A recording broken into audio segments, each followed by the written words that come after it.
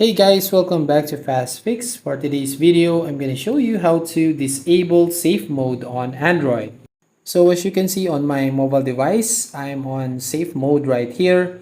So all my downloaded apps are disabled and not appearing on my home screen right now. So as you can see, the safe mode at the bottom left corner of my screen.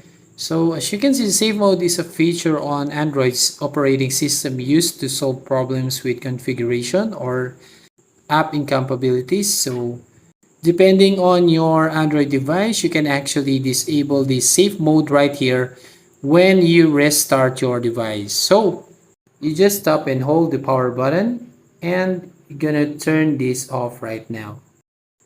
And once you turn on your mobile device, as you can see, all my applications are came back and enabled right now. And I can use them all without this safe mode right here. So that's it. If you find this helpful, don't forget to like and subscribe to this channel and hit the notification bell to notify you on the next video.